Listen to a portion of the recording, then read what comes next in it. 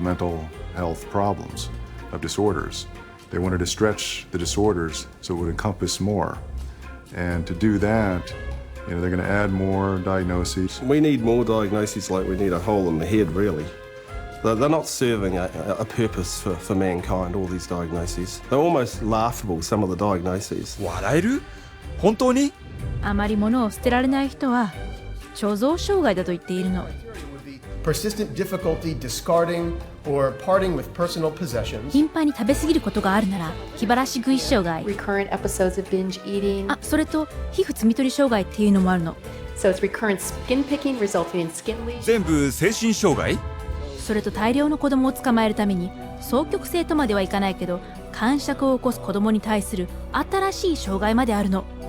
They've created temper dysregulation disorder to seem a little bit more mild of the condition and include a lot of the younger population in terms of that diagnosis. And what it essentially does, it just broadens bipolar disorder into a whole other new category. And where they don't fit into bipolar, now they can fit into this other diagnosing criteria. 網がどんどん大きくなってるわけだ。想像以上にね。彼らはパソコンに過剰に時間を費やすことにもレッテルを貼ろうとしているの。Internet addiction diagnosis. It's another example of, just taking something going on in the popular culture that's, pretty widespread, and then finding a way to pathologize it. I know people personally that spend 12, 13, 14 hours a day on the internet or social networking groups like Facebook. So there is something going on there. But is it a condition that we need to then label and drug? Absolutely not. これは笑えるね。そうね。でも中国では政府が10代の若者の異常なほどのコンピューター使用を治療するために特別な精神施設まで設立し、電気ショックで治そうとしているの。まさか。このひどさはそんなもんじゃないわ。次の DSM には本当に恐ろしいものが提案されているの。もっとひどいの？これは精神障害の診断をさらに大きく拡大させるの。精神病リスク症候群、つまり最近では微弱精神病症候群という複雑な名前で知られているものよ。すごい名前だね。でも何なのそれ？ A really scary thing that's coming on the horizon is to come up with a whole bunch of diagnoses in there that are looking at people who currently are mentally well adjusted but have a risk of developing a mental illness in the future. They're still thinking they can define well before the symptoms develop the risk of a person developing a major mental disorder without any biochemical, biological or genetic test or any physical test whatsoever. They don't know the cause of a mental illness. They can't treat it, they can't cure it. So how can they launch a preventative campaign for mental illness? It just logically, it falters. ちょっと待って。精神科医は本当に将来障害が起こると予測することができると思ってるの？本人の言葉を聞いてみよう。How can psychiatrists know if you're going to have a mental disorder in the future? Again, that we don't know categorically who will develop psychiatric illness in the future. It's really hard to say, actually. I don't know if you could 100% predict for anybody. You can't forecast if one will develop a psychiatric disorder. Maybe not, or maybe yes. It's hard to predict. It's hard to predict. There's no way to predict that. Well, I don't think that nobody knows that. There's no way to tell. Nobody knows? I don't think anyone can know what's going to happen in the future. 誰にもわからないんじゃん。そういうこと。それにもかかわらず、彼らは子供がいずれ精神病になるかどうかを発見するテストを提案しているの。今から治療するために？その通り。I would hate to see us go into the type of society where people are locked up for what they may do in the future, rather than what they actually have done. Identifying people who are pre-psychotic would be a huge industry.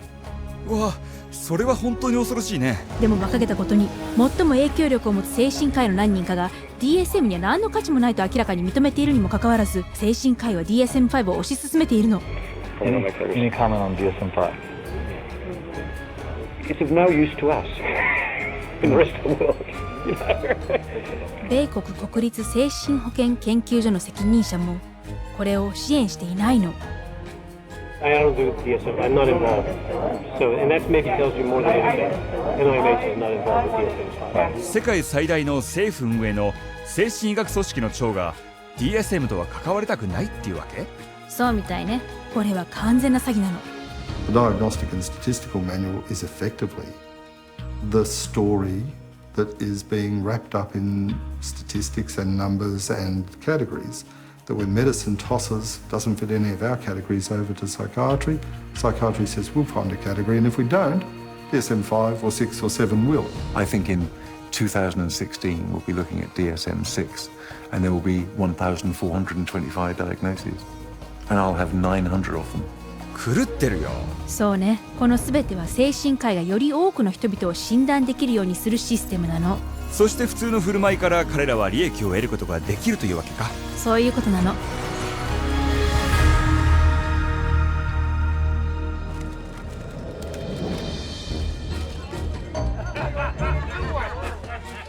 それじゃあ DSM がそんなに役に立たないならなぜ精神科医は、あ、わかった、金ってことか。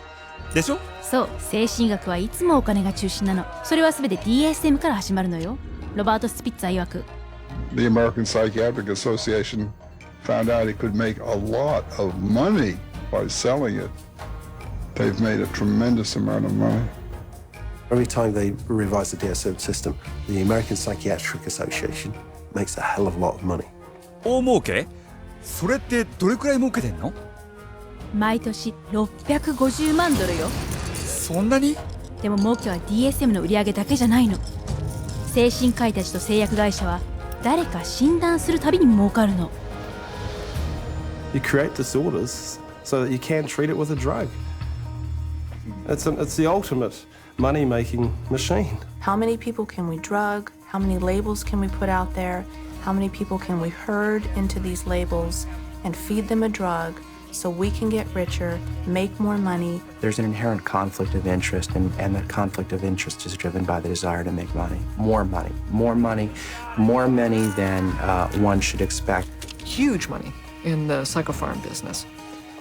If you really did the research on these diagnoses, see that 90% of them or more don't exist, they're not valid, then that's all of a sudden, all that reimbursement from insurance companies disappears. So we have to cut the money cord, as well as cutting the DSM cord if we're ever going to really succeed stopping this juggernaut from continuing. And once again, it's follow the money, and you'll get your answer every time.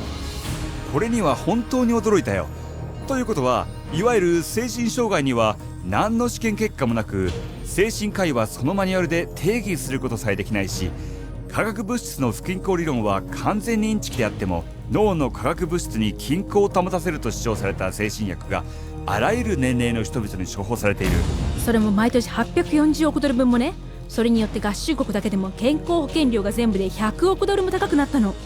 僕らの税金と保険料はこれを賄うために払われていたのか。その通り。しかも精神医療業界は DSM によって毎年3300億ドルもかき集めているの。1兆ドルの3分の1じゃないか。手がつけられないほど大きくなっているのよ。Well, the whole system is now a runaway train, but the DSM is the locomotive. And if you took the locomotive off, eventually the train would stop, because there'd be nothing more pulling it. We're losing the concept of health. Everybody is sick and everybody's got a condition and everybody needs drugs. You're going to end up with a whole society that's going to basically have to be led around by the hand. But who's going to lead them around? Because they're drugging so many of them. In psychiatry, you know in your heart of hearts that you're not really diagnosing. You know in your heart of hearts that you can't really treat what you think might be wrong. And you also know that most of what you're dealing with in the DSM is unprovable and unreliable, not a predictable indicator. So what do you have then? いい質問だね。何もないみたいだね。そして人々は傷つく一方なの。そうだね。You're very lucky to go through psychiatry and survive.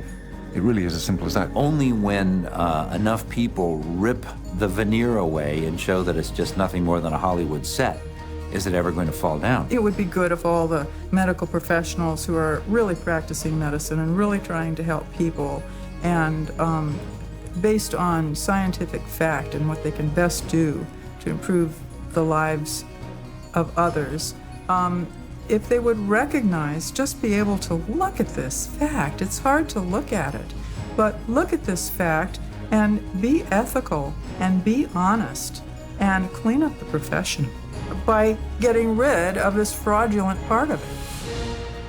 Psychiatry. 全くその通りだね。明らかに社会を脅かすこの DSM を取り除かなくてはならないね。そうね。かなり頼りない裏付けにもかかわらず、診断統計マニュアルは私たちの世界のあらゆるところに影響を与えているの。学校や政府、法定制度、メディアや軍隊には？彼らにもよ。っていうことは社会全体にだ。それでも治癒したという結果はないの。 DSM はトランプの城のように脆いだけでなく、診断統計マニュアルは精神医学による悪徳商法なの。